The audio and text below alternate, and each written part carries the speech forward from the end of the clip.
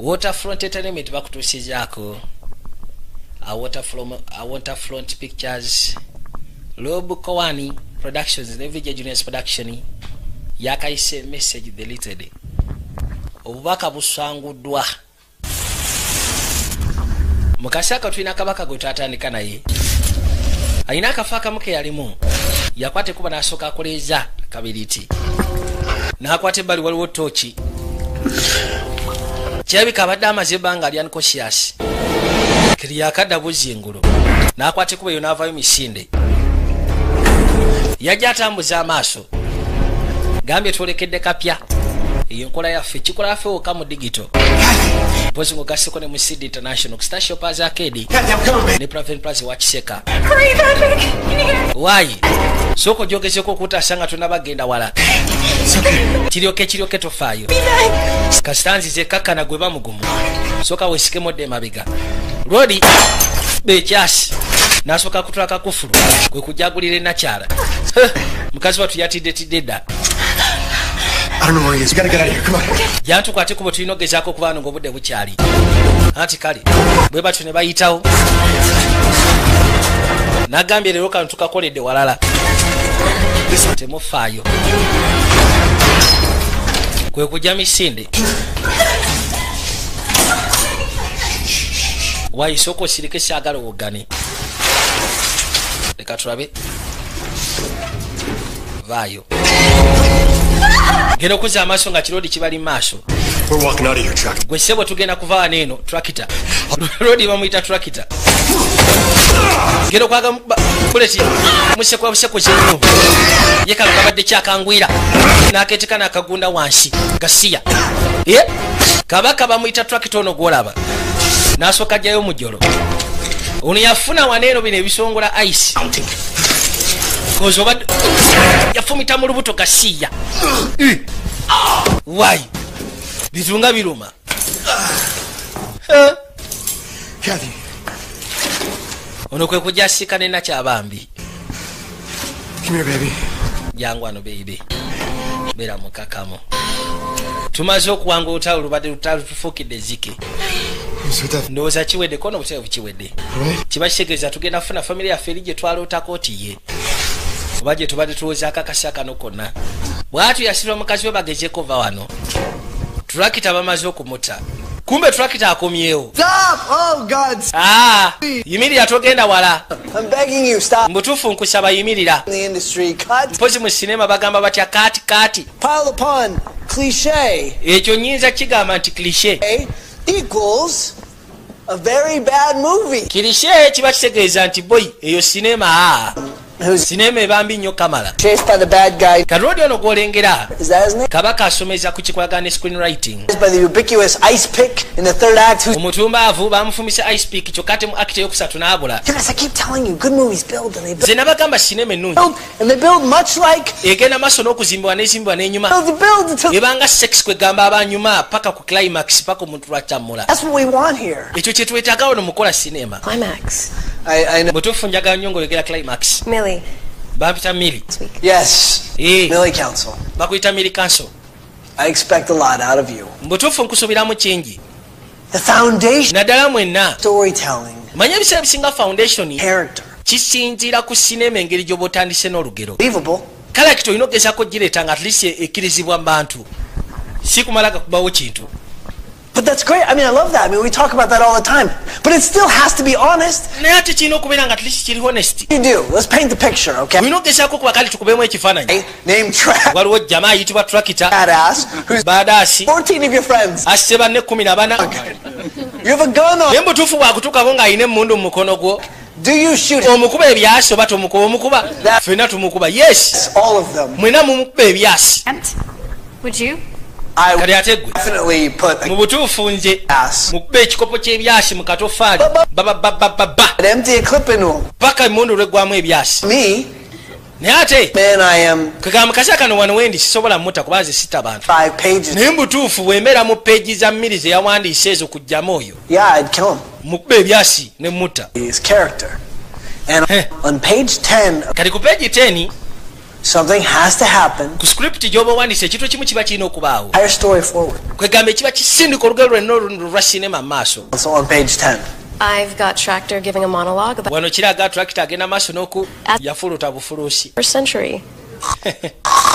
Eyo sinema ebe neebasa. Come on. Leka naawe. Dude, that's not the girl with the, the red hair. Si gwe gaalo ayambadde red hair n'engoye ennungi oyinza okuwandika ekitunga ekyo. Greatness comes from... Manyi bagamba nti okuwandika ekintu ekisufu kiva mu bwongo ne ku mutima. Comes a little bit from... Mpozi ng'ogasseko ne wano. Mojo of all three. Kwegamba eba mmojo ya bisatu aba katemba wa bisatu. Story inside of you. Olina okugezaako okufulumya olugero olusufu okuva mu ggwe. Okisegeera? Oh, that's the movie. Ekyo kibayita movie kasooba ng'okijje ku mutima ne mu bwongo. Mu bwangu ddala ngireeta. Kale Lwodi nga bwe gambye yali musomesa wa screenwriting. Bano abagenda maaso n'okuwandika engero za sinema ba screenwriters. Wabula naye mwennyini ono golaba muwandiisi naye nga si be bano abali successful naye ate yafuuka omusomesa ali successful. Mr. Brandit. No, my character's better. Thank you. Kati ngenda tandika okwekanya characters zange bulungi nnyo ze ngenda okuwandika ngeza sinema. Hey, Weebale nnyo. I like the whole Bogart look you've got going on, but it's Naye mbutuufu engeri gy'oyambaddemu out here. sigamba nti ngezaako gizalawa naye ate siwulira bugumu naye ate oyambadde ebintu jaketi kooti. Fashion, actually. Munaye eyo ye fashion yange. About my ideas, I write a lot. Kigamba ebiseera ebisinga ntambula n'ebintu bingi nnyo otambula n'engoye nga ziriko ensawo mu didi. Feels like I'm pulling ideas out of my... Nze ebiseera ebisinga mpuliranga ideas zenzija mu katoffaali.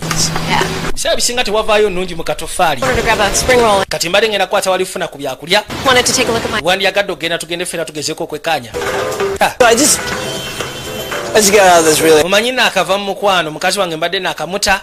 Listen, I was talking... Mbadde gamba tugende tufuna at least otunwe mu bitabo byange mbadde sigamba nti oba kwana. Did you think I'm coming... Simanyi obadde olowooza nti kwana. Amazima gali nti mbadde ndowooza onkuba manda. Sorry. Onoosonyiwa. Surprise you. Naye tofayo ngenda kusurprisinga. With what? Naki? Sorry. Ne story gye ngenda okuleeta ya sinema egenda kubeera nka kale ekimotoka kimusekule. Wow! Oh, cool. I've never seen that before. Mbutuufu ekyo sikirabangako kiri kulu tubadde nga bali mu sinema. It's very cliche. Ekyo kye bayita kiri kyeboyi sinema teba nnungi. See you in the funny... Ndowooza tujja kuddamu tulabagane gye bujja mu maaso. In the movie. Waayi. Sebe ekimotoka kibadde kimukubyeko kamugambye ekintu kimu nti ekyo kibadde sokulu mbadde sikirabangako. Kibadde ng'ekya sinema. Kati akwate kubo najja nga atambula. Ayitibwa Joel Brandit. Yatuukira mu apartment ye. N'abaako ebintu ebimu byateeka wali ebisumuluzo bye. N'obuto obutono bwateeka wano bwakuŋŋaanya. Nkugambye naye mwennyini screenwriter wabula tali successful. Messages. Oyina messages nnya. Message. Kutandika oziwuliriza. This is Orange. Kati yafuuka omusomesa asomesa abaana abawandika sinema abalungi. 50119. Tebawandika butabo tebawandika wabula zibeera screenwriting kwegamba bawandika ekintu ekya ku screen bateekamu n'action n'ebisigadde byonna kibeera kya bufuzi batera kuwandika pages 10 mwenda n'ebisigadde. Joel, is this Joel Brand? Waayo ono ye Joel Brandit. Got a gun in my head. Ono omusajja antaddeko emmundu ku mutwe. Let me tell you that. Aŋŋambye ngeseeko okugamba zibampita Jeremy Potter. For God's sake, I have no idea who this Bana gayi simu manyi ayagala kunzita. Aŋŋambye njogere naawe ku simu. Simanyi oba wuli akwata simu nkwegayiridde. Get me help. For God's sake, pick up the... Yesu Kristo lwaki tokwata simu omusajja agenda kunzita aŋŋambye kubira simu okwate simu. Esimu neesookera. Mutakategedde. Joel, is this Joel Brand? Ono ye Joel Brandit. You kill me. You kill my... Yakimanya omutumbaavu ono. Tell you that. My name is Jeremy. N'asooka akwate esimu akube. For God's sake, I have no idea who this... Hello. It's me. Nze. Hey, what's up, bro? Story kigwe bro. I have to tell you, you really have... Nyina okugamba mutuufu obadde onfunye wano nkanze. Yeah, no. Ki kyotegeeza? You just... Anti message gyondekedde waneeno ey'okuntiisatiisa. No. Nze sina bakulekerawo ku message What's going on? Nah. ki ekigenda maaso. Oh, my God. Aye tewali tabu. Tonight. No, I can't tonight. Tomorrow is good. You want to do lunch? Enkya tunaasobola osika ntuliyemu ekyemisana. All right, Kimo, stop it. Kale. Later. Abadde alowooza kyaliwo yakubye essimu ng'amukangakanga. Naye ate kyaliwo amugambye ne essimu sina bagikubako. Kyeyakola ya message n'agidiriitinga. Back. Oba n'agisangulamu. Let's go. Kati yakwate kubo najja eno. Movies. Waliyo eddwaliro. I did something. Kati alinayo kitaawe. Kitaawe ono golaba ssebo naye yali muwandiisi w'amaanyi. kali yaje agezeko muyitiramu awandiika sinema zimulemye Real bear. buli kimu kyonna kimulemye. What was that, Pop? Taata kikyogambye kitaawe yamugamba ekintu kimu nti bw'oba oyagala ogezaako okuwandiika wandika kyomanyi. It's harder than it sounds. Butuufu ekyo nange mpulira mbanga akikoyi kyengezaako okugamba abaana kyennyini. Inakasinema kaagala okuyiya wabula kakyamulemeseza kamuleme n'okutuusa wajje kalina okgenda. Nagambye ebiseera ebisinga maximum papers batera kuwandika epapula 10 aba screen writing pages nga 10. You want another? Olina kye weetaagayo ekirala? No, thank you, miss. Ati munawe onoosonyiwa maama. How you making out there? Badde naakamala osasula biiru yange. Good. Really. Kiki okolako awo koono kirungi si kibi. Naakwate kuba asituke omanyi ayogera nnyo apakuka nnyo. Officially, I think we're calling it more stalled than stuck. Wano ndabira ddala. Berlin Wall, a writer's block going on, so. Maybe what you need is a loan. Oba osanga kye weetaaga inspiration. Ngezeko kwa inspiration ekijja okusikiriza okwanika olugero lusufu Kamala. Claire, come on. Kereya nawe vaawo. Kiki? Used to work. Kyateranga okola. On your anniversary, huh? Nzijukira ku wanu ya anniversary yaffe. Oh, Pops. Twahavinga sex n'ogenda owandika olugero lusufu. N'owandika ekiyitibwa senseless killings.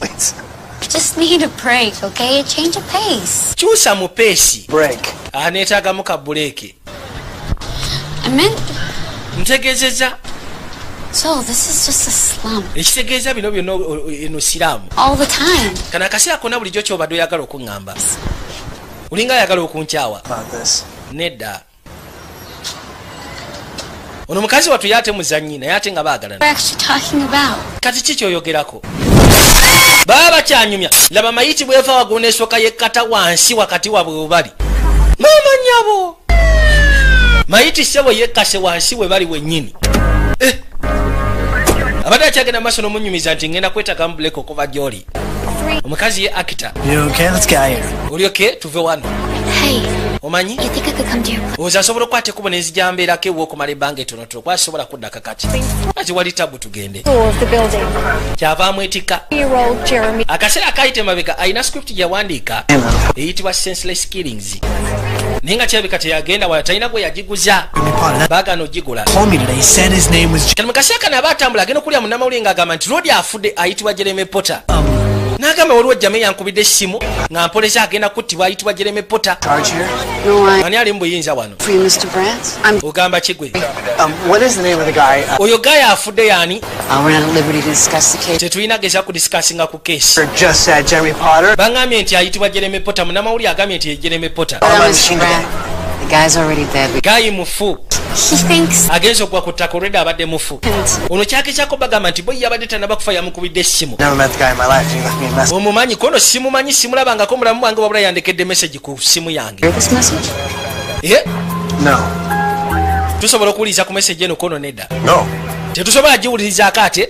Yeah. Tebasobola giwuliriza. I thought it was a crank call. Kwegamba nze mu kusooka nabadde ndowooza First time I heard it, essimu eyagikuye abadde anzanyisa. it scared the crap out of me, and I'm like, Nga manyi kyaliwa nga nkubidde ku ntiisatiisa. and then the guy falls out of a window like right. Kati nageza omukubira nga ngamba si yagikuye ate jama naava waggulu agudde wansi agamba ye Jeremy Potter. Before he fell out of that window?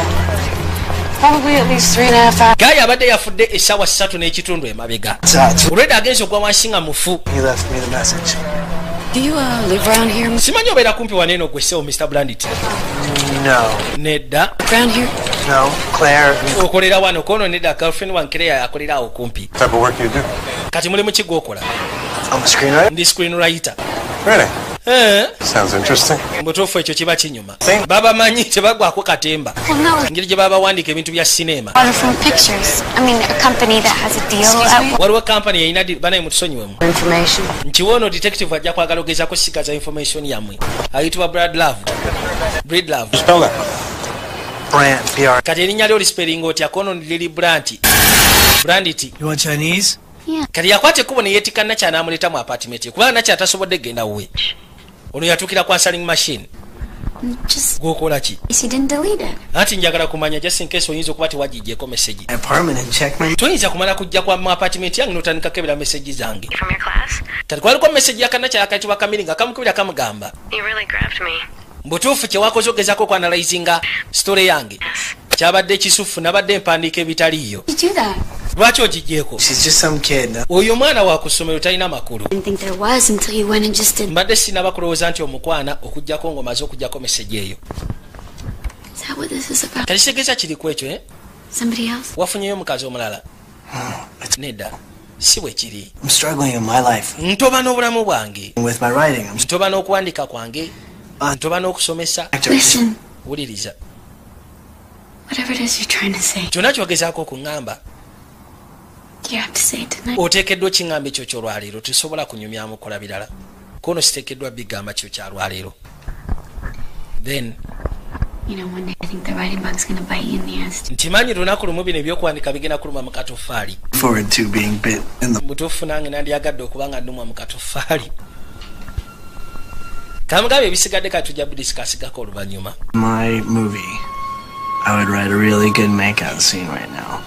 Mutuufu senga mbadde mpandiika sinema yange nandibadde mpandiika makeup scene ekyasinze mu kaseera kano ke tulimu. Kyagala ondeke kazika tukamwagala ekitekanika kamugamba tekandiyagadde akaleke. Bagenda maaso n'okukola omukwano. Katuwadda ku police station ku precinct nakyalo ono detective ayitibwa Detective Lovely, oli ayitibwa Budid Love.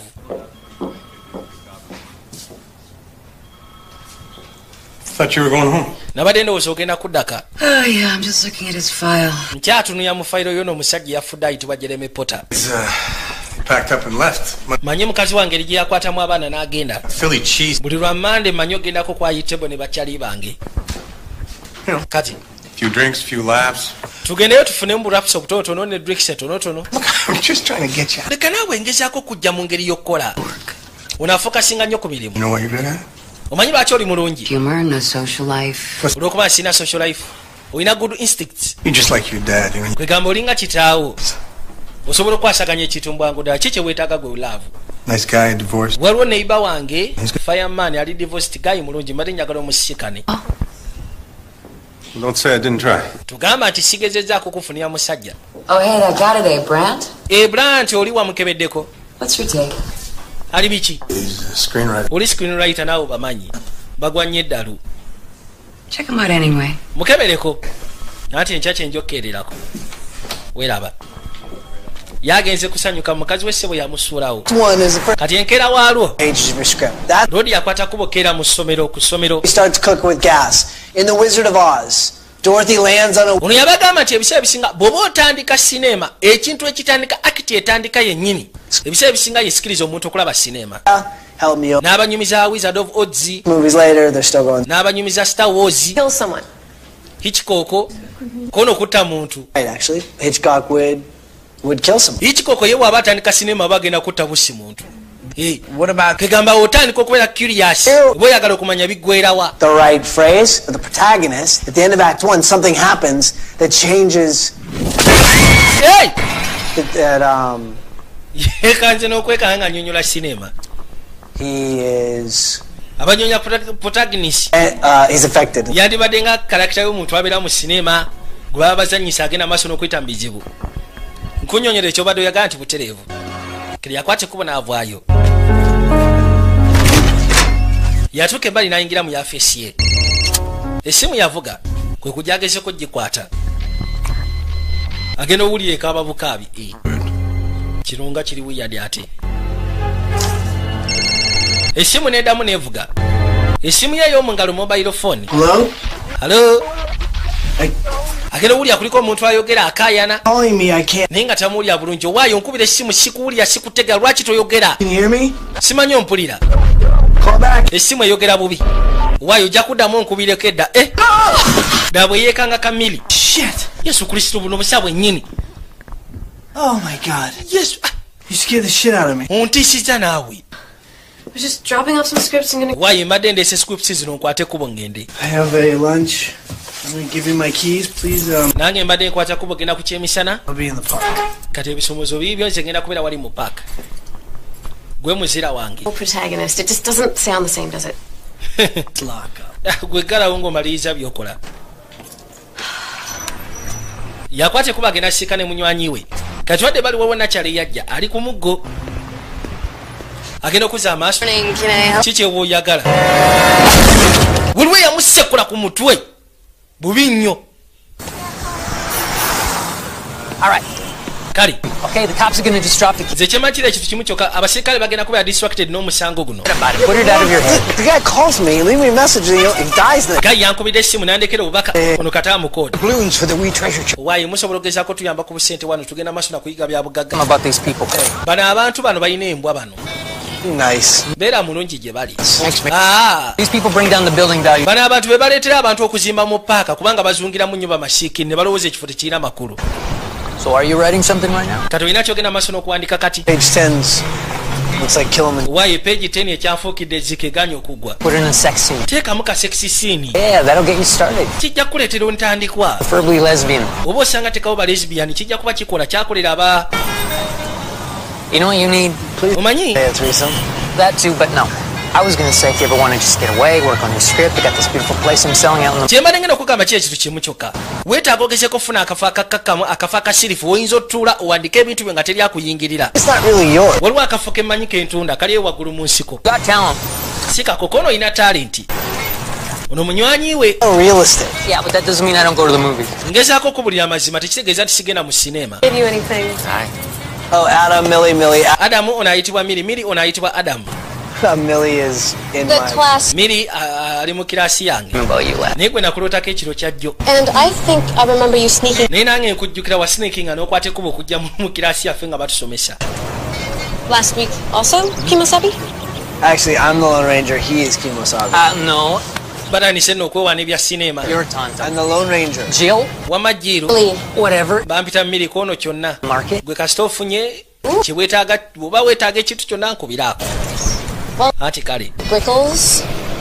Ayitibwa Adam Brickles. Bye, Millie. Weeraba Miri. It is so creepy to watch you work like that. Naye mbutuufu. Spin her around him. Nze mpulira njagala kakyusa nkamenyemu bibiri. Class, not wrong, my friend. Noba ng'olina kiraasi omuli obuntu ng'obwo n'otaŋŋambako. Hey, bro. Kyaliwo ayagala ebintu by'abakazi. You. Omanyi? Still, banging that waitress? Simanyi okyeggala kali ka waitress. For a year. Kayitibwa Kakeleya tumaze ffenna omwaka ate ka actress. It's okay. Anti ononsonyiwa bifaanagana waitress ne actress. Kale nyina ka meeting tujja kuddamu tusiikane ndowooza oluvannyuma. N'akwata ekkubo onaatunda mayumba. Real estate broker. Kale mu kaseera kano kabaka yakwata ekkubo okusembera. Kyava asooka akwata olukomo. Yakuba ku ssimu ye kwasali machine. Agezeeko ofuna obubaka obuliko. Bani abamukubidde ku ssimu eka. Nze Kereya. Muna inafunye omulimu gw'okuzannya sinema ngenda kubeera mu ssaawo. Kereya abadde akubye essimu mugamba nti ngenda nafunye omulimu ogw'okuzannya sinema ngenda kuzannyanga mu ssaawo. Yabadde.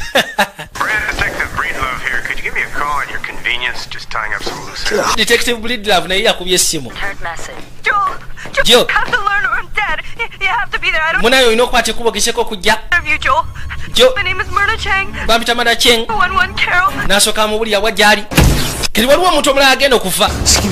Yakubye essimu ku ssimu ye ey'ewaka. N'asooka ajja misinde. Kwe kujja wano agezeeko ofuna address y'omuntu wamulagiridde. Yajja tuka misinde. Wayenzija tofa. Baabano apakuka olupakuka. Banaye tufudde agenda kufa. Akubye ku luno abadde mukazi. Kiri yakwata ekkubo n'akubira ba detective essimu agezeeko bannyonnyola. Agenda otuuka wano nga poliisi yatuuse dda mu kafo. Oliko abadde amulangirira. Ayitibwa Marine Cheng. Mufu. Bannange. Hey, you. Why? What's the... Otegedde erinnya ly'omukazi afiiridde wano. You a neighbor? I know it's your name. Oli neighbor we? Kuno siri neighbor we naye? Happen again. I know it is. Nategedde kino ekintu kigenda kuddamu okubawo nate. Kumbe ono gwaguddeko munnamawulire. Happened yesterday. Waliwo ekintu bwe kiti ekifaanaganako bwe kiti ekyatuusewo jjo. Agenda okuzza amaaso nga detective waali. Kati wanaafuuka suspect kubanga kesi bbiri mwali. Brad Love yamukwata. Can't wait to hear your story now, Mr. Screenwriter.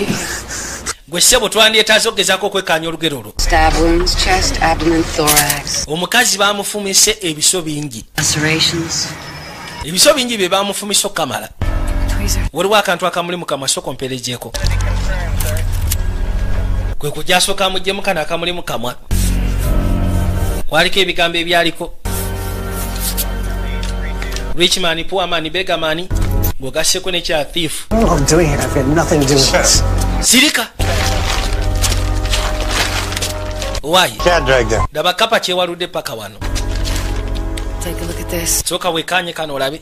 Looks like a Chinese cookie fortune. Kalabika kavudde mu Chinese cookie fortune. Poor man, beggar man. Rich man, poor man, beggar man. Mine. Yeah. Kuliko thief, kusembayo thief. Thief eri underlined. Omubbi kiri underlined. So what time did you say that message came in? Kati ogambye nti message yaze saameka. Class, wait a second. I get a phone call. Why nyina okuba essimu. Just going to your Excuse me, I apartment. know my right. Tugenda mu apartment yo kono manyi rights zange. The movies is your rights. Jana tugende. Kirungi muwandika sinema ndowooza omanyi rights bwe zibeera nti ye. Kati yingire emmotoka. Muwandika sinema ate gwe omuggola abafudde. You call them Miranda rights. You have Omanyi bakiyita marino rights. to an attorney. You have right to phone. Bagakusomera, olina olukisa okufuna looya, olina olukisa okuba essimu, olina olukisa okusirika kubanga kyogera kyonna kiyinza okukosebwa mu kkooti y'amateeka gy'oli. Delete the message. I got it from my cell phone. Kati ate ani yasangudde kubanga essimu ngirisiivingidde ku ssimu yange. Understand? Somebody must have come in and Omuntu omukyebe kayingira mu nnyumba yange n'adiritinga essimu. Entry. Does anyone have a key? Kati bagenda okukwata ekkubo kugira nga message eri deleted obaka tebuliiko. Claire and my buddy Adam. Bameka abalina ebisumuzo byewaka kono waliwo kyali wange ayitibwa Adam ng'ogasseko ne girlfriend wange ayitibwa Kereya. During the day? Adam Darcy sells real estate, but my Claire is. Adam akola kyemisana kono Adam atunda mayumba. Friend had Kereya your messages? Kereya akola ku wali eri emmanga. I'm Kumana kuliko ayinza osangula messages zo. not that close right now. She's my ex-girlfriend. Oli kati tetukyali close afuuse ex girlfriend wange. Myrna Chang. I've never met her in my entire life. Bana Marina Nchenge simusikanangako bukyangambawo mu nsi. Neither. Kati mbulira. It's so strange. Bana abantu botasikanangako bajja batya okukubira amasimu kono nange kineewunyisa. And I don't know what I'm supposed to do. Kati nze simanyi kyakukola. Oli wagwira ka fortune cookie k'aba China. Wayise okolabe ka fortune cookie kaakano. Oh. Yeah. Wakaji.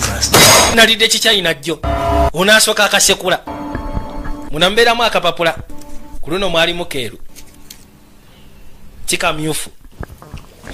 You're so lucky it's not red. Naye mbutuufu oli wa mukisa kana akapapula nga si keeru. Seemed Si kamyufu. to the killer as the victims. Kirabika.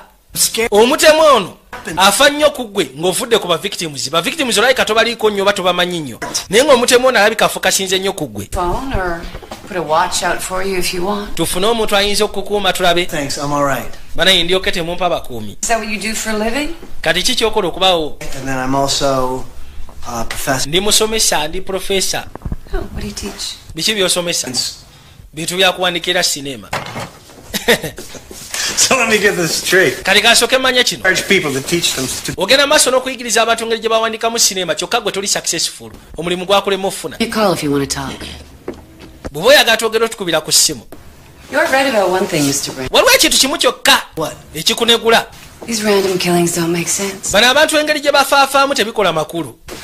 Okitegeera. Kwegamba kiri senseless killings. It's a rubber. Eyo rubber gun naawe. Kali detective amugambye oli omukazi. Mbu ekintu kyokka ekikuleetera okubeera ow'omukisa kiri kimu kyokka. Killings. Nti engeri gye babattamu bano abantu tekiraga makulu. Kati onaagenda okirivayizingamu nga kitegeeza senseless killings. Waliwo akatabo ke yawandikako mu biseera ebikadde akayitibwa senseless killings. Yakwata bukwasikumu n'asooka gya ebikosebwa byo byonna. Waliwo script gye yawandiikako eyitibwa senseless killings. Yamulema okutuna ate nga gye yakasembayo yokka okuwandiika yagijjayo. Joel Brandet.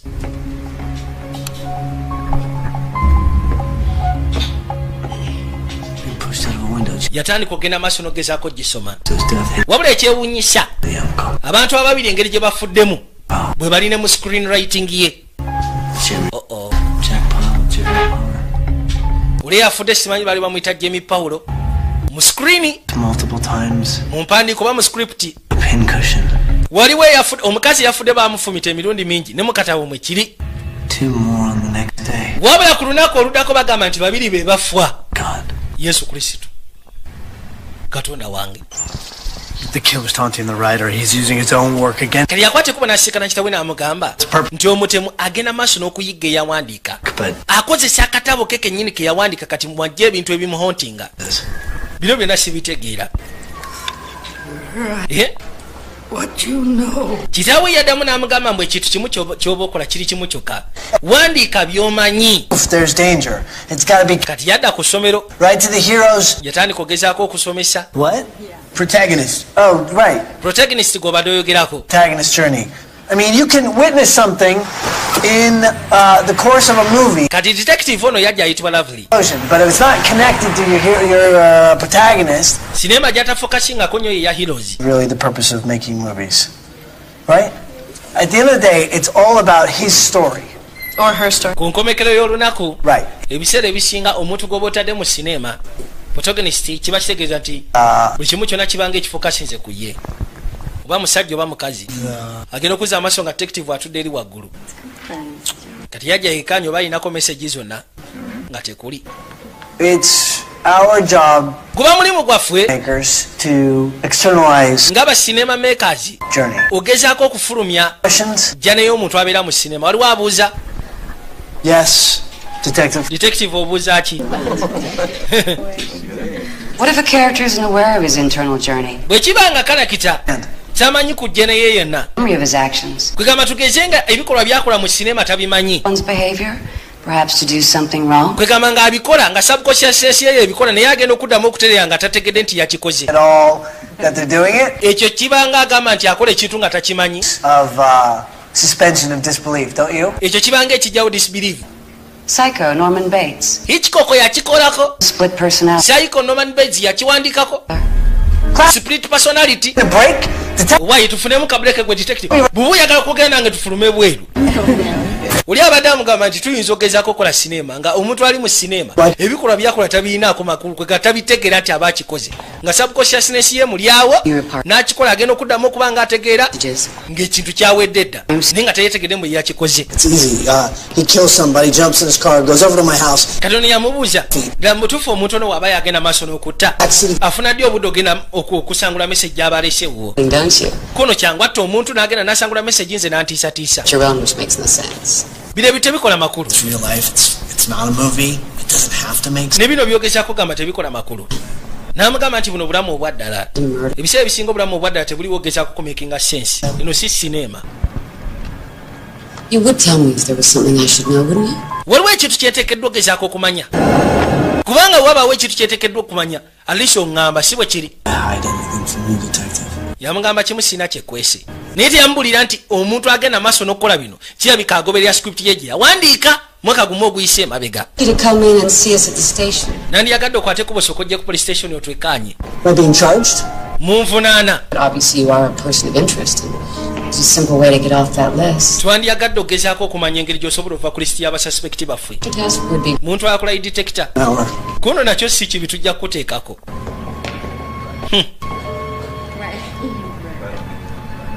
Kano kajja. Munaye tayagadde story yange. Bw'atyo story z'abantu abasinga obungi tazaagala. Ng'ofiisa akwata kuba okweyongerayo.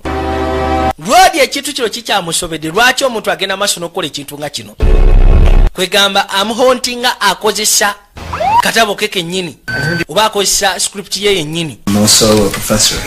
Kati yakwata ekubo n'ajja ku police station. Bajja bamuteeke ku line detector. Characters take on a life of their own. Something like that. Otera okuwandika sinema ng'abantu beetako n'ekintu bwe kityo. Too tight? No, it's fine. Atera kuwandika awandika thrillers. Yourself and your character when you write? Wali owandiiseko kalakita ng'omuntu yetta. You ever write any crime stories, murder? Wali owandiikako crime stories, murder n'ebisigadde. You must get an extra added charge when kirabika ofuna extra charge singa oba wandiise nga kalakita yetta. Good as it's filmed. Can we start? Tuyinza otandika n'ekituleese wano singa okwasama. So, kaakati get inside the murderer's head, he speaks through you. Kwegamba oyingira mu mutwe gw'omutemu n'atandika okwogera gy'oli. Superior. Yeah. Are we supposed to start with simple questions? Lwaki tetutandika n'ebibuuzo ebyangu bye batandika nabyo? Maama wo yaani obeera ludda wa? Wali osse ku muntu? Only on the weekends. Let's get started. Wama mubuuzi. Okay. Kale. Let's see. Katulabe. Do you feel inadequate having a successful father? Wali obaddekawo ng'ofiringa nti oli inadequate okubanga olina taata wo nga yali successful mu by'okuwandiika kyokka ate nga gwe toli successful. I don't really understand. Sitegera ky'obuuza. Anyway, guilty for the death. Wali obaddekawo n'ofiringa guilty kufa kwa maama wo okubanga yafanga afiiridde mu nnyumba yeeyokyeza. Gundi si bye ebibuuzo bye balina okubuuza. They're not admissible in court. Ebyo tebabikkiriza mu kooti ebeera detector. Mwe You trying to understand mwagala gezaako kuntegeerayo. games? Mutandise kuzanyisa mizanyo ondeetedde shirinki. Ondeetedde saikasi. What are you? Ebibuuzo bye bamubuuzizza nga Technically, no. What is this? mbu baagala gezaako mutegeera. What do you think? I'm killing people? Kiki mulinga abagamba nti ngenda maaso n'okutta abantu ne mane neekubira essimu nengenda ate nengisangulako nga amaze okutta I omuntu. want to support you. Yeah? I'm leaving you a message, but don't forget to delete it. Seriously, is that what you think? Ekyo kye mulowooza kye nkola. Enjoy doing this. Do you have any Ffe tulabanga gwanyumira ogenda maaso n'okukola kino. Mulina omusango emunvunaana nti tewali. Kirungi kambaviire buviizi. Bwe muma temulina musango emunvunaana. It went well. Byo tebigenze nno bulungi. You angry, Mr. Brandt? Lwaki oli munyiivu gwe Mr. Brandit? one? N'atemera You wano. are involved. You came to us, Mr. Gwe wajja gye tuli Mr. Brandit. Brandt, just before they were murdered. N'otugamba. Imagine. N'ogezaako tunnyonnyola nti bakubira amasimu abantu bano nga tebannaba kufa. I'm gonna slap an harassment suit on you so. Naye mbabuulire ngenda bakuba mu kooti bajja basiba obutoffaali. Oh, well, guess what? Life's a bit cliche. Obulamu bwonna butambulira mu ngeri ya kirikeeyi. Cliche. neno present yonna ya kirikeeyi. Is that a wanted board? Eyo simanyi wanted board. It's a hooker. Oyo si malaya gwe batutte. Hooker. Mwina wanted board ne malaya. That is Mubulayo fat guy ng'alya ice cream ne kidonut. That is the fat cop eating a donut. You guys have to work. Kumbe waali.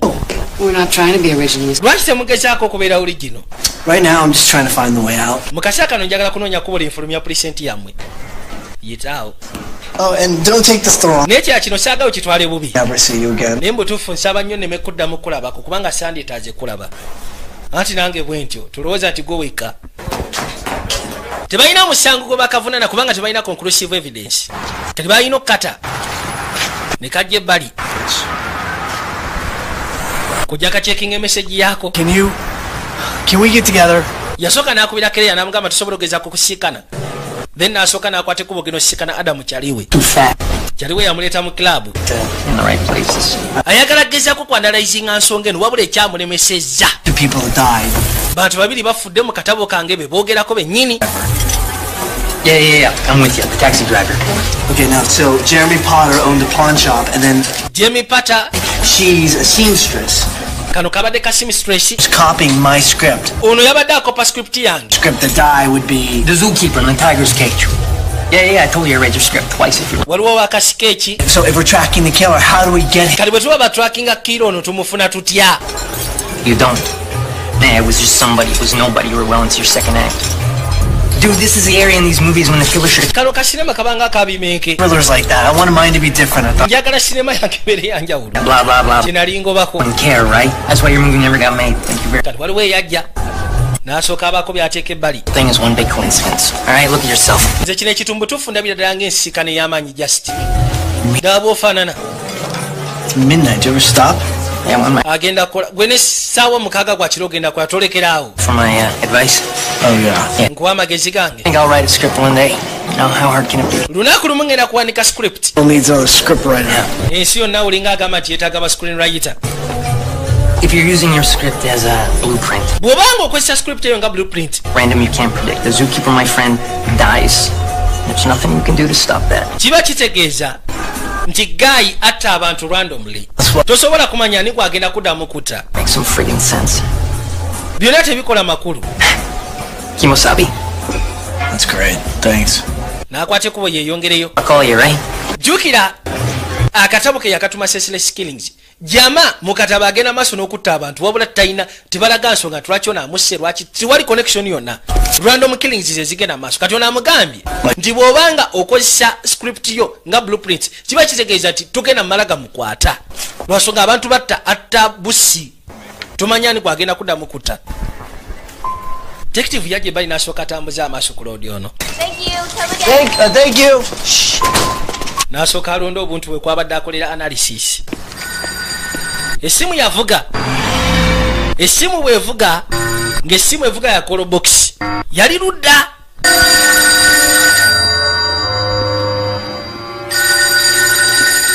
Najja agezeeko okwekkaanya essimu evuga. Abadde yakafuluma ssebo essimu n'evuga. yagizaako buza essimu neddamu neevuga jo yegwe Joel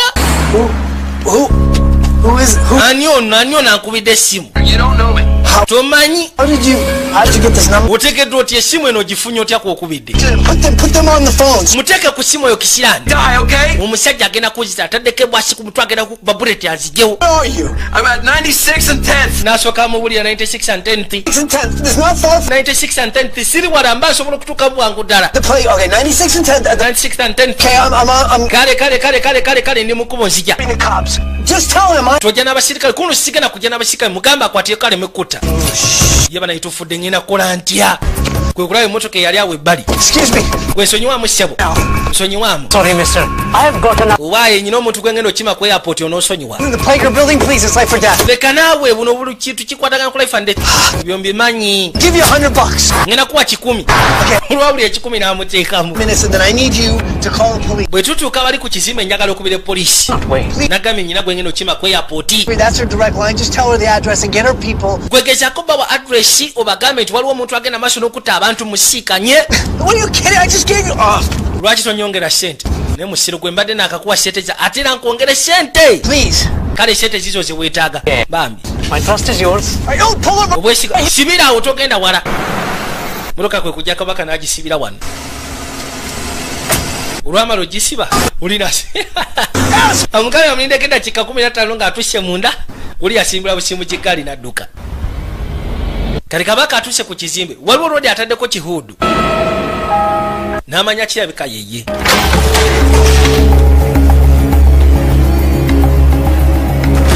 yakwate kuba asooka ayingireyo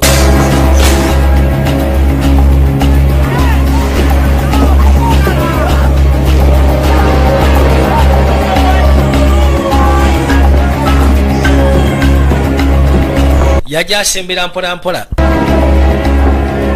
yatuka ku apartment 3C Sergeant ye wewe lyabba ku mutwe Oh, Jesus! Yesu Kristo Shit! For a second when you came through the door, I thought... Mani bwose ku luggi mbadde manyi omutemu aje. Sarge? Yeah. Yegwe Sergeant tiye. Oh, you really only seen you pull up there. I didn't see anyone coming up the stairs. No, the roof connects to the buildings on either side. You got a pretty good knock there. Your face is bleeding. Oyina osooka okwerongoosa kubanga Facebook nkasekudde bubi nnyo kajja omusaayi. Call the cops. No. Kwe kujagezeko okwerengesa. Nyina okwate kuba okuyita abasirikale kone esimu agikuddemu. Kankozesi wantu ogenda funa network. Best to go down. Kirira wali wansi ku madawo gy'ofunira network. Wulidde. Did you see the guy? Did you see what he looked like? Gayo mulabe bw'abadde afaanana. Man from behind. Wai jamaa nvudde mabega. Simulabe bw'afaanana. All I see was Mel sweat. All right, Sarge. Hey, Kale Sergeant. all cops, you're safe, all right? Gwogira obeera wano oluggi lugali lujja okubeera safe kange n'empita abasirikale. I'll get you some ice. Kale ekyewunyisa oli boy apiikinga characters nga bwe ziri mu katabo.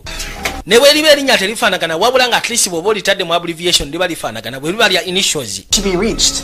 No, listen to me. I need you to locate her. Tell her that it's Joel. Neetaaga ogeseko kunoonya Detective Lovely. I need her to send a unit Njagala asindike unity. or whatever to the Playgroup building on 10th Avenue. Kyonna ekyetaagisa ku Plega Building. You tell her that I Ku got 10th Avenue ku apartment 3C. the guy. Jamu omu mutaasizza. Ono kwe kujja afunire kyayinza ogezaako okulongosa ku feesi. Damn it. Yesu Kristo. Please tell her that Mambi mugambe I think detective buli kimu kyonna amaze okikwasaganya ono osobodde omutaasa. we find Ajja mubulira ebisigadde. Abaali wano baamusuulira amayiti awo mu maaso. Kati ate omusajja bamaze ne bamutta. Banayitufudde.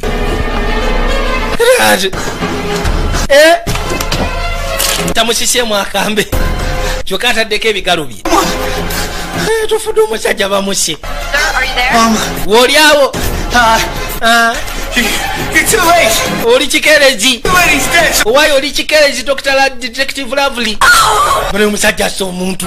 no. Nedda sinze. Sinze amuse. Kumbe poliisi ezze. Tufudde. We bamukwatira batwamutwale. Kuba already ayina ne mu jjolo. Kuliko omusaayi, kuliko ebyenkumubi. Ayisaawo. Boyi atandikirawo ng'obudde bukyali. I'm sorry.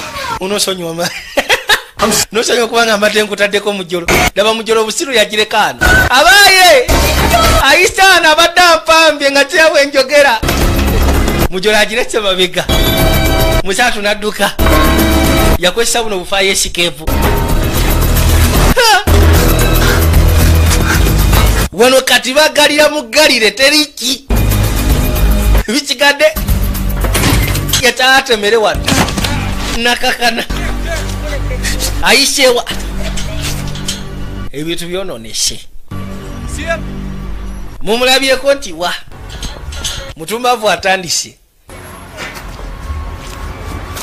kyava akwate kuba okuvayo nasooka atandika yuli apanuye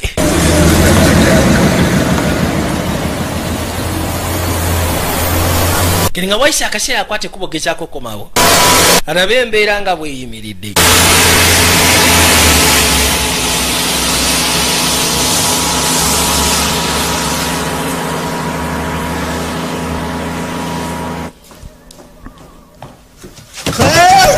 waye Kereya Claire! kati bwafeyo yakwata kuba okudda wa Kereya. You okay? Oli okay? No, I'm amazima gani nti siri okay. Okay. Siri okay wadde. Are they gonna arrest you? Simanyi bagenda kukwata bakusibe. Lwaki oyogera bw'otyo? Get out of the cafe. Poliisi yakutte kubo nejja gye nkolera ne batandika okumbuza ebikwatako. When detective, she suggested that you invented the Detective yaŋŋambye nti bino byogamba eby'amasimu agakubagana mu simanyi gwogakuba. Possible way, you know me, there's no... Okimanyi kisobola kubanga ngenda maaso n'okutta abantu. Okay, but I wouldn't. What? Kiki? Did I... aliko omusaayi. Omusaayi ogugyewa. Oh man, I saw a man waliwo gaayi talking to him and then he... mulabye nga mulamu no. kyokka ate ne bamusindika nga bamuse ne bamunsuulako. Fuluma have to believe me. olina okuzikiriza ku kyeka. Fuluma tandika. None of this makes any sense. bino byonna nze kibiraba mu makulu gonna. Why would people lwaki abantu calling you? bagenda maaso n'okuba nga battibwa naye nga babasindikira ggwe? No, look, I mean... nze simanyi. My thought is that somebody has read my... Mukulowooza kwange waliwo omuntu atambulira akatabo kange nawandika kasesere sikiringizi. frame me or make me look like a... waliwo ayagala okufulaminga kwegamba mbere nga bad guy. aba ali wano essimu neevuga mu nnyumba essimu yavuga.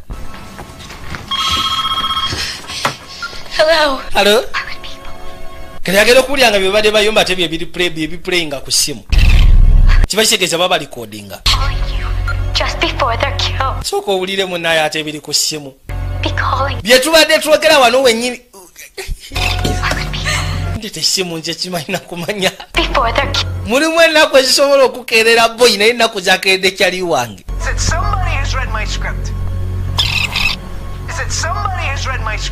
He's recording us. Why are you recording our voice? Lwaki ogenda maaso n'okulikodinga amaloboozi gaffe g'omusiro gwe? You get off on listening to people? Ogwo muzeeko ogwogenda maaso n'okuwuliza abantu nga boogera oba nga bayomba. Agenda okuzza amaaso ng'amulengera. Joe, what are you doing? Kiki kyokola ate jjo? Sirika omusibe ayikayiwa yatulaba. Why are you doing it? Lwaki ogenda maaso n'okola kino gwe muzeeyi? Is it we can put it on the internet or something? Kwegamba oyaga biteeka ku intaneti. Just like you? Ensi yonna olowooza ndalunga ggwe. Nakimanyi omusiru abawulira buli kimu kyonna kye boogera. Swear to God, I'm gonna kill you. Ndayira mazima ga Katonda mugulu bwe malo simatuka embeera eno ngenda kutta. Essimu neevuga. Go. Don't answer it. Omanyi togikwata. No, I'm not going. N'asooka ayongeza omuziki. Togikwata. Listening to us. Ono omusiru awuliriza buli kimu kyonna kye twogera. Moving across the way, okay? It is the third floor and the second window. I saw him. Hey, this is Claire. Leave me a message. I'm gonna kill you. Okay, it's quiet. I'm gonna kill you. N'asooka amukuba akaama. Akitegedde buli kye boogera sebo omutumbaavu akiwulira. Yenna akola bino. Owulidde. Genda okebera ofune akambe. Yasalawo ayogere mu kaama. Adam. Najjukira alina kyaliwo ayitibwa Adam. He pick up. Kasooke nkubire Adam. Adam alina okwata essimu. Adam agenda kukuuma. Hey, it's Adam. Leave a message. Shit. Adam, it's me. I need you to get a Adam nze hand, okay? njagala nkwetaaga njagala okwate kubo jeno yanguwa. Please, I need you, buddy. Nkwetaaga kyapiri kino kikwetaagisa olaba nkubidde Adam agenda kujja kutaasa owulidde. Lock the door behind me and you Njagala okwateko wenfuluma bwentyo oluggi luggale. the two of us. Toggula oluggi okugyako nga nzize obanga Adam azze ffe babiri bokka boggulira. I got Nkwagala nnyo. Beera bwa toseguka kanzije ngene nkwata omusiru ono. Sibawo nga mpulira. Oli naasiba. Kena akwate kubagezeko kwetera kubanga mulengedde ku kizimbe kyeri. Yajja. Mukazi watu asigadde bali yekanya mu dinisa. Call just came in. Waliwo essimu ezze. Positive ID ku kyaliwo. Brandit. That's a good hunch. Olowooza tusobola ogyesigako neno hanki nnungi simbi. Yayisewo ku kizimbe kyeno. Mutumbaavu ono muswamye. Mutumbaavu ono ngenda mukwata asaaga.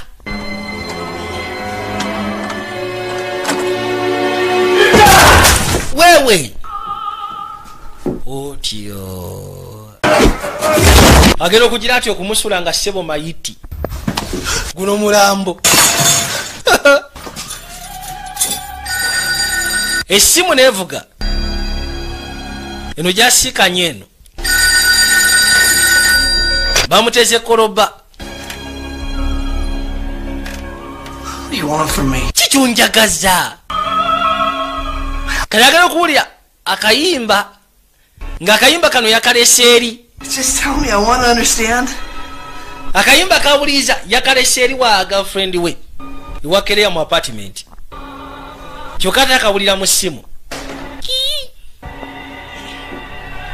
Agenda okuza amaaso nga omutemu yalumbye dakereya. Neda!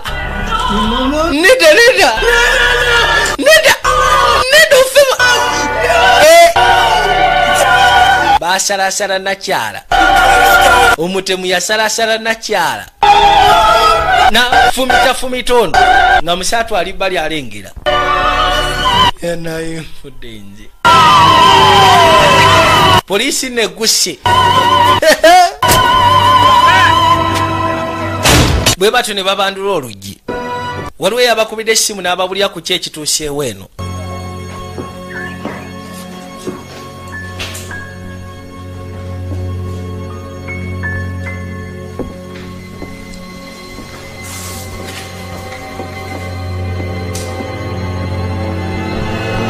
Musatu kati ategedde we bituuse byononese. Waaye gwe yimirira alinnyalinnya amadaala. Onoona Adamu abadde atuuka butuusi. Kirira wansi. Yanayinza ate kiki. Adam Brickles. Nze bampita Adam Brickles. Nzize wano kusikana Kereya.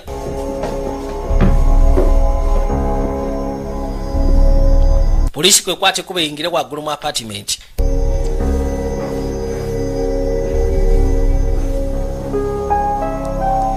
Bagenda otuuka eno nga ssebo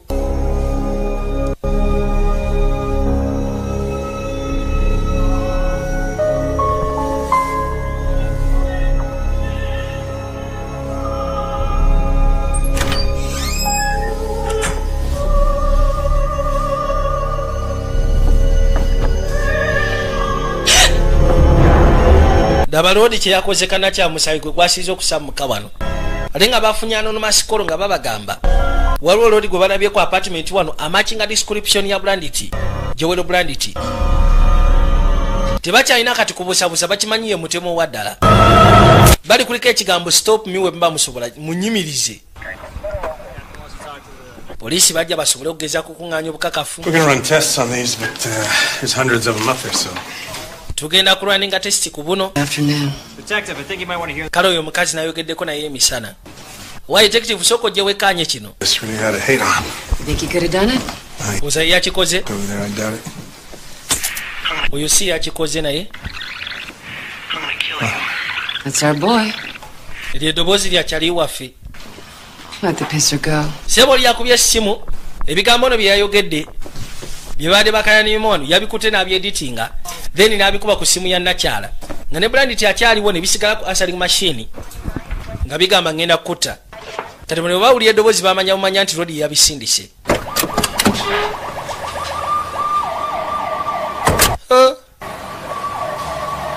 Aisegede kanakyala bakase kati musaatu awulira asiranye yakwata bukwasi kubu n'asooka atambula wano webisi kati kutaasa bulamu oli waaba amufuraminga mu butuufu akolera ddala omulimu omulungi omufuraminga tosobola kubeera wano kiro kyonna mwina kye mwamufunyeko kyonna kono tizinaba mulabako. It's the follow-up on that script he sold. Waliwo follow-up gye twafunye ku script eri gye twa... It was never made, and guess what it was called? Senseless Killings. Yakola script oyo mwami sebo yakola script eyitibwa Senseless Killings. Wait, in the meantime what they did... Naye teyatunda. The coverage. What's coverage? Summary. It's basically what some 20-year-old part-time waiter thinks of the script. What's important here is the log line. A serial killer goes on a senseless killing spree. Banani kogesako kunyonyola ku script. Script lacks structure. The core idea is a commercial one with a rewrite from an A-list writer would be good material for an industry standard thriller. Recommend script. Waliwo omuwala yawanika script on writer. N'agiweereza Rodi. Bw'agiweereza Rodi ng'ayagala agezeko okufuna comments. Ill-conceived. I mean, Rodi comments ze yafuna n'amunyonyola biki buli kimu kyonna kyonna ekyali kyetaagisa. History, parents separated, isolated child. Katonda agenda okwekanya nga Rodi tamenyako mateeka. Bazadde be baayawukana. What did we miss? Naye sigamba nti oba asobola okugezaako okubeera violent bw'ati. Si kye twamisinga. And his fantasy world. How about that? Nze kye ngamba kiri ekintu kimu kyokka. Just another psychotic screenwriter who got rejected. Oyo psychotic screenwriter omulala ayinza okuba ali rejected n'asalawo bino atandika ebikola bw'ati nga ye. Yasooka n'ajjako eno mu yafeesi ye. Naye nga bagambye nti waliwo screen eyeefaananyiriza kwegamba screen eyeefaananyiriza yono gye yawandiika. Ng'era bagamba nti waliwo akawala akaali kagiwandiika. Ne kamuweereza agezeeko kawa comments. N'akawa comments ezaali zeetaagisa. Kaalina emyaka 2. Biseera bikadde nnyo. Waliwo gwagiŋŋanyeeko naye ne basooka batoba. Kumbe kamiri. Kabadde kamuli bubi. Call McGraw. My whole life. Waayi mbadde nkuba kungulufu obulamu bwange bwonna. You're very good at it. Oli musufu mu kuba kungulufu kubanga onsekudde akatofaali ekigenda kiwakana. By my student, I'm fine. Mufudde. Kati gwokola ki wano? At this time, it's midnight. Abadde azegezaako okuleeta scripts kono mu masekati g'ekiro. What are you doing here? Gwokola ki wano? Script. I just reorganized. Mbadde nze kulaba script yange. Probably help you find it. Kono mbadde naakabitereeza oba osanganyiza okuyamba ogiraba. It's a script I wrote. Senseless Killings. Waliwo script gye nawanika kono gye bayita Senseless Killings. I have one in my apartment. I can't go. Waliwo gye nina mu apartment yange naye sobola kuddayo naye poliisi endi bubi. Is that it? Do you mind if I say Yeeyo. something? Ofaayo bwe mbaako kye njogera. I know that this sold to a big studio and everything. Nkimanyi I just don't think it's that good. naye sikiwa nti gye wawandiika nnungi. And to be honest, it just doesn't make sense. Kwegamba tekola makulu. Haphazardly. Well, it happens every day in real life. It happens. Munaye mu bulamu obwaddala kyo kibaawo. For a reason. Yeah, that's what I'm trying to figure out. Well, it's not as good as the naye ate tenyuma ng'oligino bwenyuma. Eki? Original? Origino? Eyo eyiyo olinga gye wakopa mu origino eyitibwa. Kati waliwo eyitibwa messages deleted. Ewandiikibwa Ivan Reimer. I can see why you steal from. I have to tell you. Kati ono kyabika yagikopa muli. Eyiyo yagikopa muli. This was in here too. Ne kano nako nakasiikanye mu katabo kano. Brant, my check for $45 is enclosed. I look Waliwo yagikusindikira ng'agamba ayagala omuweko comments. and hope to meet with you It's a personally. cover letter. Your response? Response yo gimanyi. Bibyo osomamu. Bye wamuddamu. Remember, always be truthful to your writing. This is. I wrote these notes. Bino nze yabiwandiika. Oh my God, it's Yesu Kristo. Reimer. What? Reimer. Eki? What is going on? Kyekigenda maaso lwaki tombulira? Can I tell you something? Nkubeeko kyeggamba. Can I trust you? Nsobola okwesiga mu kyengenda okugamba kono butereevu. So these murders are happening. Buno obutemu obugenda maaso n'okubaawo. And I saw my girlfriend murder. Nalabye girlfriend wange nga omutemu amutta maaso gange wali across. Okay. Police think it's me. They think that I've lost my mind. Poliisi erowooza nze ngenda maaso n'okutta abantu ndowooza ngudde endalu kwegamba mbatta sitegedde. Okay, your girlfriend was murdered? Kati girlfriend we yatiddwa. And I saw the whole thing. Buli kimu kyonna nakirabye ng'omutemu agenda maaso n'okikola. Oh, in Reimer's script. Here. Kati ne wano mu Think. script ya Reimer sebo yakiwandiikamu. Kyokolabe. Click then Jack. yawanika ku jamaa ayitibwa Jack. You're hooded. Jack yakwata ekkubo n'ayingira mu ruumu Jack. nga mulimu Rodi ayambadde ekihuudu n'amusuula. Is that how it happened? bwe kityo bwe kibadde Elsie, oh my God, that's it. I mean, ddala mu butuufu bwe kiti bwe kibeeredde ddala. last night. Chang died yesterday, and I was fortunate Lindako interview mawulire n'ogatandisa ofuluma. Apartment. olina apartment bwe tuyinza okgenda Oh, it's a little funky. serious. kono weeri. Come on, go. ndi sirias jja ntugende mu apartment wano tetugenda kubaawo. n'akeeteko akayisizaawo. run that interview for you now. kakalino ssebo waliwo akatabo k'oligino oba waliwo screen You said that to camera. script oligino. What did you? Rodi nga tanaba kuwandika ye senseless killings waliwo eyali eyitibwa messages deleted. bwe ssebo olagawa kati kirabika ye yakola photocopy yakyusamu bitono nnyo n'akola kye bayita senseless killings. omuntu eyawandika senseless killings yamusindikira script ye n'amugamba nti njagala ogezeko gyekkaanya okole kyetwanditute nga comments. kati ye n'abikola buli kimu kyonna n'abimusindikira kyokka ate ye n'amala n'akolamu copy naye ng'akyusizaamuko katini ye n'agituma senseless killings naye ng'eyoli yali messages deleted. kamuyisawo ne kamutuusa ebbali. Come on in. yingira. You want a beer? weetaaga ka biya. Beer sounds perfect. biya si mubi bw'oba oyina mpaako. Who's this guy? ono gayi yaani? No. boyfriend wo? Our sale. The nedda. just came with. sebo apartment yake eri mabega mu kirabu munda. kwata ka biya k'obadde osabye. I used to love telling stories, crazy nateranga nnyo okwagala okwogera stories nga nkyali muteeza obulalu. trouble. ebiseera ebisinga ne zinsuulanga ne mu ttabu n'enkomekereya nga baasibidde mu juvenile. But you don't really want to know about all that. tewandyagadde kumanya bizibu byange ebyekkomera ly'obuto kubanga gye nafunira ne bino It's not what you think. tulowooza ti nali netta. Actually, a complete idiot, and I tried to break out. nali musiru nali njagala toloka kuva mu kkomera. I cut up my arms. bwe bajja ne neesala emikono katemba yali mungi. Escape? wali oyagala toloka. Too, it was awful. mutuufu naawe senga waliyo wandibadde oyagala otoloka. Oh, and I am perfectly normal. naye kati ebyo nabivaako nafuuka kati kubeera nomo. Sort of. bwe kiringa bwe nnyinza okugamba.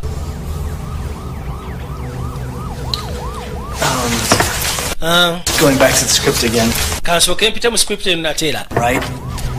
yama ono It's obvious that he's pissed. Of course, he's pissed off. alabika munyiivu koona era munyiivu wabba ebitabo bye. Script. saagibba script ye. Consciously, I lifted elements of his script and nyinza okuba unconsciously na lifting elements ze yawandika mu script ye neziteeka mu yange midway plot point. naye sabba nzibe. In storytelling, kali yagamba nti mbutamanya nyinza okuba bwe nali mpandika akatabo kange nakwata ekkubo ne mpandika ebifaanagana ebibye naye sigamba nti nabba bibbe. to spin out of control. I mean, he starts to lose touch with reality. kati ono jjama byatandise okukola alinga atandise okuluzinga touch ne reality. Them. Like class. kasita akutte ekkubo okutta girlfriend kwegamba mu katabo alaga nti yatta girlfriend w'omusajja gwakozesa. Water and less problems with rain. Don't you think it's strange? naye gwe tolowooza nti kiri strange. His character and karakita ze zaateeka mu katabo ke play's name is amannya gaabwe gagezaako okufaanagana n'amannya g'abaana abantu abafa eno. This is so cool. It's butuufu kiri kuulu. a movie. tulinga abali mu sinema eyaddala. sinema people are dying. My girlfriend. abantu bafa girlfriend wange bamusegooza sinema eyaddala kwegamba nga bwe biri mu katabo omutemu bwabitambuliza ddala eri ono. I think I should go. No. ndowooza agenda. I miss what happens in the final act. Not a chance. And there's always. yasalawo akwate kuba agende kuono nedda baba sigenda kuta ogende kubanga waliwo ekiyinza okugwawo ate nga neetaaga okimanya. Just stay here with. alisi sigala wano osulewo ekiro ky'olwaleero ebisigadde tujja biraba enkeera.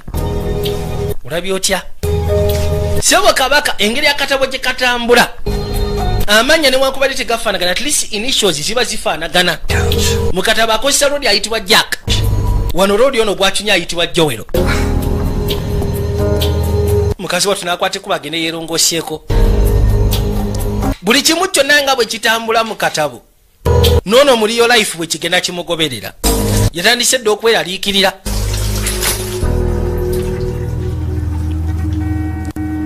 budde bwakya ku makya. Time is it? It's 8. I didn't want to wake you. taameka kono saawa zaaweze dda 2 mbadde saagala kuzuukusa. You keep saying that. Where do you have to go? kati wali oyagala okgenda. I need to find out who this Ivan Raymer guy is. Well, njagala sooka kumanya Ivan Raymond gayaani. let me change. tugende ku intaneti waliwo ka library kemanyi ketusobola okgendamu kamala okyusa ku ngoye then tugende. Why don't you look in the top drawer? Lwaki tokebera mu top drawer?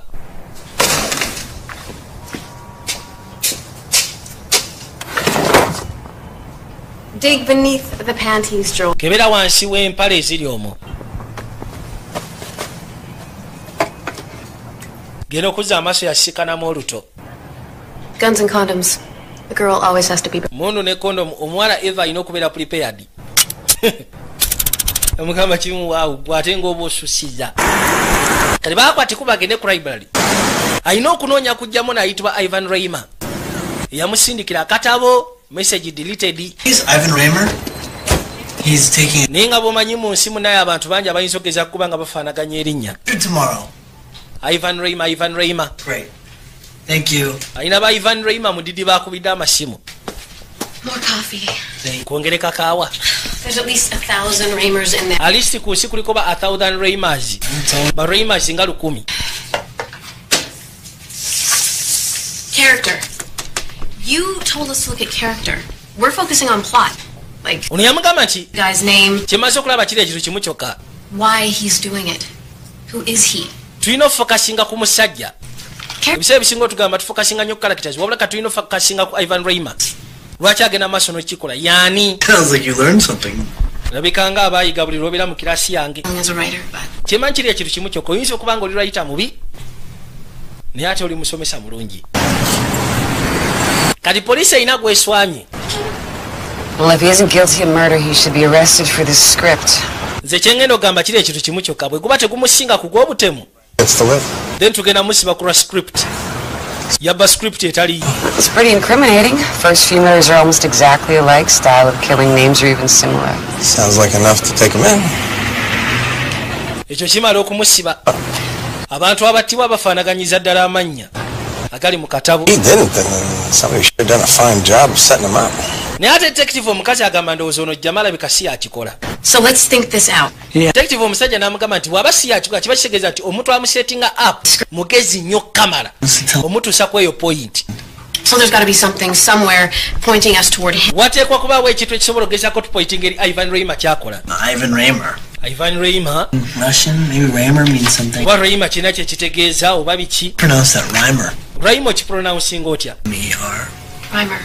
Reimer. I Reimer. Miranda Chang. Min Cheng. The second victim. Victim addako. She had in her. Omuwala gwe baasekudde. It was like the Chinese. Yabadde ayinamu kano akantu akava mu Chinese cookie. Fortune cookie. Rich man, poor. Nga kuliko rich man, poor man, beggar man. Naye nga kuliko thief. Omubbi nga ali underlined. I mean, what is that? Kati olowooza. Fortune cookie. But what? Fortune cookie pepe yetegeeza ki? Yabadde etegeeza ki? Kiki? Says Millie's next. Kitegeeza gwoddako. Hide you. Adam. Nyinza kukweka wakoona Adamu. Yeah. Adamu alabika ajja kunkwekera kubanga Adamu alina akafo k'amanyi ke yali aŋŋamba okuwandiikiramu. There's just some schmuck in the wrong place at the wrong. Ono omutumbaavu ye bambi talina asobi. Connection to Twamukwatiddemu kafo katya mu kaseera kakyamu kona alina connection n'eri Joel. Kati kye tuba tukola tugoberera ono. Joel bw'anaamukubira essimu tujja gezaako mufuna. You're gonna be safe without him, okay? Ono kyava asooka amwandikira ebbali. You're right. Leaving you here? I know, but you have to. Olina okukwata ekkubo genda nkwegayiridde. If something happened to you, I don't know what I would do. Mutuufu singa ekintu kyonna kikutuukako simanyi kikyakkola. Kati akubidde Adamu n'amugamba sooka ojjogezeeko okunnyamba. How long? As long as it takes till Kigenda twala bbanga kikoona akaseera konna ke kinaatwala. On the hour. every hour. Keys. Buli ssaawa nkubira essimu kono buli ssaawa ngenda kukubira essimu. Yeah, okay. Kale sooka ompe haaga. Look, Labayo. you be careful, okay? Beera mwegendeeza owulidde. And, what? N'ekirala. He's real. Njagala weegendereza emikono gy'omanyi oyo etakwatiridde bakazi woowe. That's odd. That girl. Oh, yeah. Kaaka akawala ukamanyi nti ye. So, I saw her in his class. Nakalabako mu kiraasi y'ako akawala. Kati gwe kyoba okola omanyi? where you going? Olaga waati? Gwe goberera abalinze kangende mu library ndabe kiki kabadde kakolayo. Kati misala twakutte nakya kuba kitegedde nakya kyebeka yagenda okuddako. N'amuteeka mu mmotoka ya Adamu. Adamu n'amugamba nti agenda mu mukwekere. yasigale ng'agezaako okudisayfinga ensonga eno. Thief yabadde ategeeza ki? Omubbi yabadde ategeeza ki? Tinker, Tailor, General, Sailor? No. N'asooka lowooza mu bantu bonna abaze battibwa. Soldier, Sailor's the same. Adisayfinga nsonga. Wabula ensonga efuuse jike. Tinker is Jeremy, Tailor is Myrna Chang, seamstress. Soldier, Sarge, Sailor. Tinker, Tailor. Nakyano detective waze. Now what does it mean?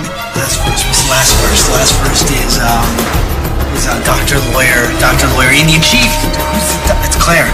Claire's the doctor. The lawyer's Millie. Millie, counsel. Who's the lawyer? Who's the Indian chief? Is it me? Am I chief? I can't be the Indian chief. Muyinza kubeera mu ngeri ya chifu. Kere agenda okuzza amaaso okwekaanya. Waliwo obwedda kyatanabagoberera.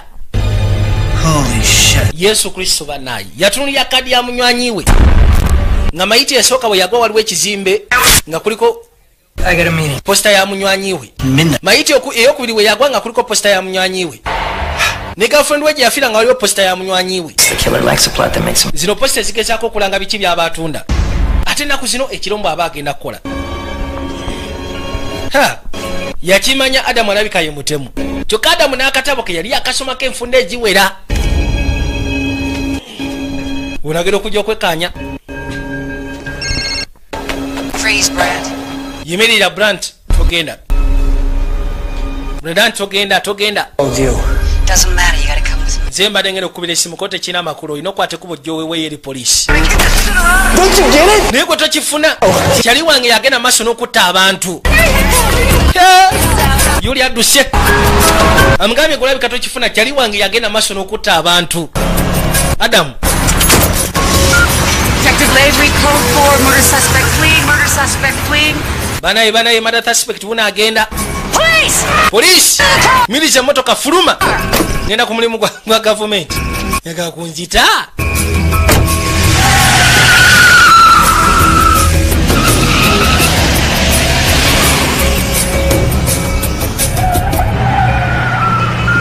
Detective Lavery, code 4. Kati detective ono yajja agoberera Adamu wajja atute nakyala. Yajja asembera amuvaako mpola emabega. Neno gyamulesese bwe waliyo posita y'ekintu ekiraga nti ekizimba akitunda. Kati yakuba essimu ng'agikubira nakyanga amugamba nti kwata ekkubo bw'ofuna message ono dduka nga bw'osobola. Dduka munywanyi wange Adamu mutemu. Mwesonyiwe.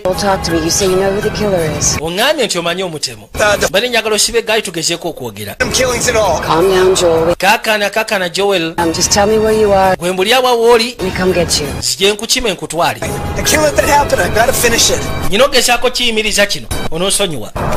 Omutemu munywanyi wange. Katonda yasooka n'akubira Breedlove. Ndi wano ku North Parkway. Bano badde bakakwata ekkubo okuyingira eno munda. Jama ono mu minsi nze beera mwegendereza aŋŋambye nti Adamu ayinza okuba munywanyi we yagenda maaso n'okutta. N'asooka ateeka oluta ebbali. Amugabe yegendeza omutumbaavu ajjeeyo. Oh my God. Yesu Kristo. Okay. Adam's making me close. No. Listen to me. I'm very close. Ndi kumpi. There is a detective following you. Waliwo detective agenda maaso n'obbagolera emabega. He's got a gun. Omusajja akutte emmundu. Adamu. He's Adam one. He won't kill me if you come by your... Ayagala ki? Aŋŋambye tagenda kuzita singa okwata ekkubo okujja mu bwangu ddala. No. Nedda. All right, I'm almost there. Ndi mu kkubo nzija. Sarah, okay. Tokyeguka.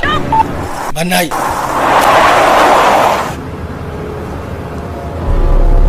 Adamu seba akutte emmundu.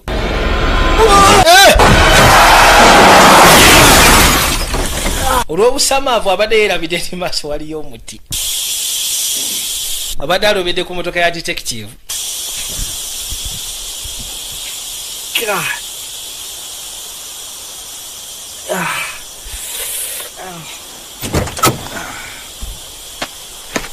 Yakwate kuba afulume emmotoka. Kwe kujja ng'asembera. Nagambye yakayise messages deleted. Obubaka busanguddwa. Ono detective bamufumisedde ebyasi.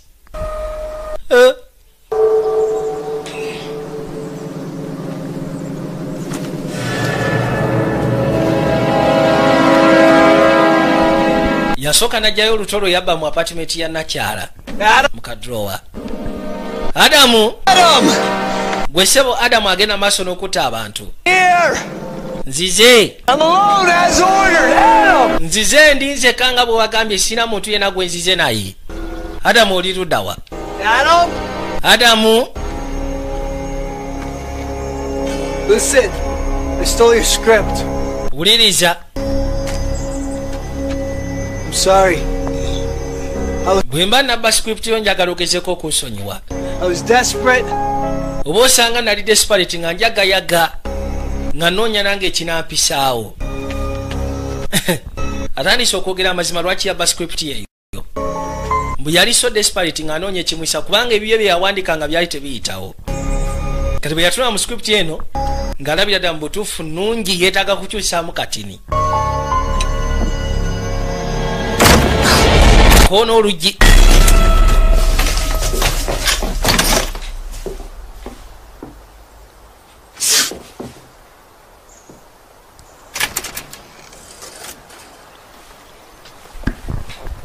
Kabaka taliyo. Wewe oye Jowero kwati kubo jeno muna ebyayo none sheda. Jowero nzuno wegene omutuba va ine mbwashi. Anaye mudu sheko. It's alright. He's got a gun. He's here. Omusajja ine mbwashi tuduke tuve wano. Gonna kill you and then me. My car. No. Wait. He left his keys in his car. Ebisumuzo. We gotta find the keys. Come on. Tuino nonye ebisumuzo tuvano ngo budde bukyali. They're in here somewhere. He left them here. Bili wano. Find the keys. Nonye ebisumuzo. Kumbe rodi avaayo. He's got a gun. Aina mundu. No bwakyuka. Obukubi byasi. Akasekude bullet. Kati ono kwe kujja yekanye. You did it. Okikoze boy. Lindako. You do it, but maybe you actually did it. Okikoze munayo omusse. Did you really think his script was better than yours?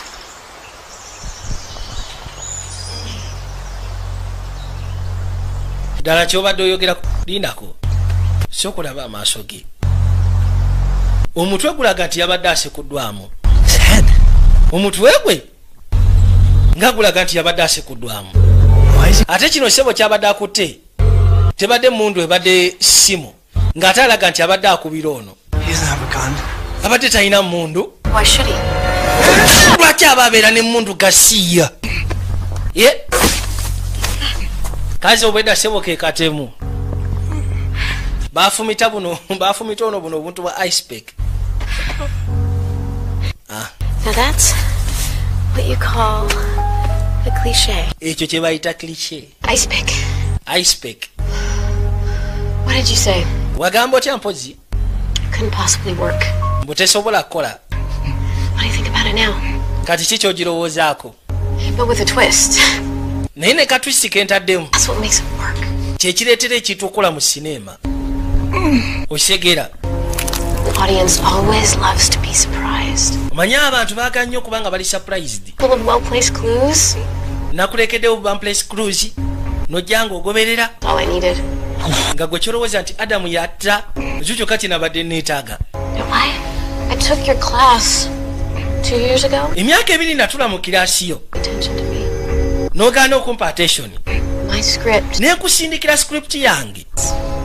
Nga neetaaga comments. Gwe ssebo wabba nzibe. Ye kanono ke kawandika message deleted. Gwe wasalawo kubba nzibe. Bwamwe mumanyira. You always told me that the protagonist wangamba nga protagonist is a villain. Kwegamba ebiseera ebisinga olina omufaanaganya villain. Did I make you? Oba omuntu eyandibadde nga kibanda mu sinema. Ntuukiriza ekyo ky'obadde oyagala. You said that I could trust you.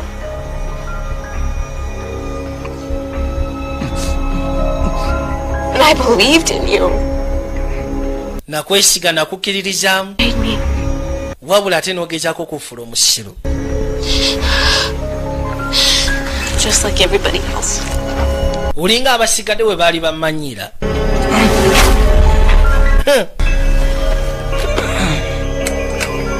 N'asooka akwata amafuta.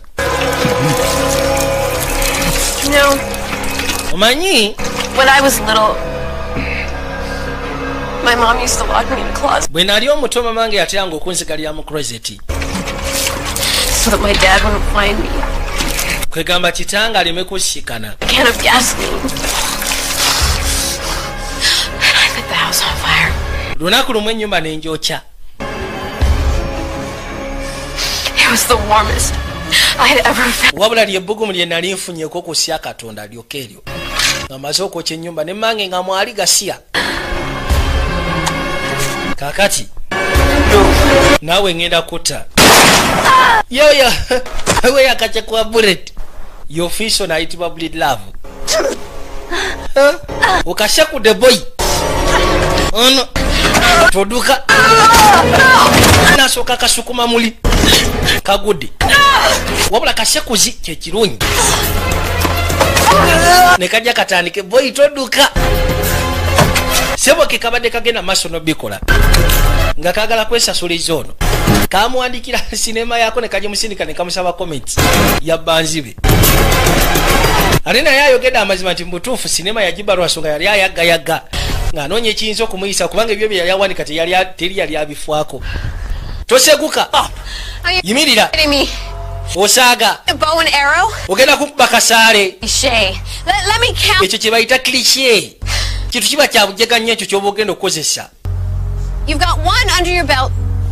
And that was just that easy? Oyina akananka wansi ke nakufumiza kati golowooza kijja kubeera kyangu okuba akasaale.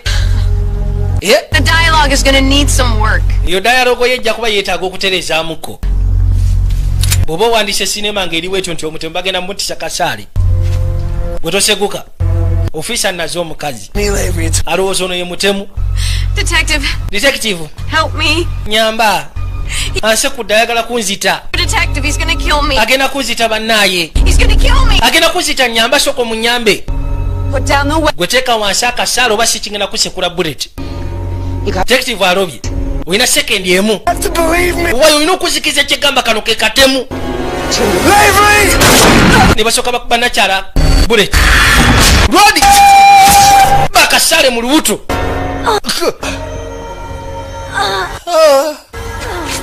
Boy.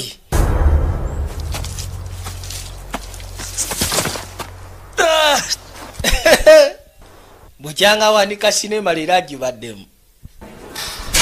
Kati wayita ebbanga musatu yasooka n'akwatibwa. Balina okunoonyereza ebisigadde eby'omusango. Basooka ne bamugya waliwo gwaze okusiikana. Joel. Dare I ask, how do we do? Bigenze bitya? I did my best. I pleaded. Why nzikiriza? No, you're mbalumbye ne mbawa. Very difficult. Babadde bazibuzibu okumatiza. Kye kituuseewo. Ballpark, what are we talking about? Oh, it's happening. 7 to 9. No. Bagambye nti cruise ina kubeera 7-8. I don't know what to tell you. Naye saagala kugamba kirala nnyo naye. 7 to 9? Cruise zina kubeera 7-8. You don't think we can do any better? Oza tesobola kusukka ku ekyo kwabo. Let's close the deal. Kati deal giclosing. I'm push for the 900,000. Ekyo nakimaze dda era ne mbagamba batuwe emitwalo 10. Director and cast.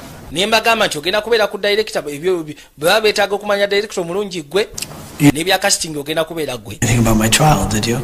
Tonawuliza ku bya musango gwange. Okay. You know, I Omanyi? Stuff from a few. Mu biseera biri ebikadde nasomanga ebintu byawandiikanga. Yeah, it's not very good. Tebyali birungi, eh? Did you come up with the character? Idea character ya Mira wajijjawa. Compilation of people, mostly it's just me. Why ebisinga byonna nze yabiyiya. Great script. Script simbi. Najjukira. Well, you know. Manyi taata yangamba wandikanga ky'omanyi. Kati musajja watu experience yonna gye yayitamu yafulumyamu script ya sinema. Yawandikamu script n'agitunda era bagendamu emitwalo 10 egya dola. Aya. Mukaba abankumire. Mweraba.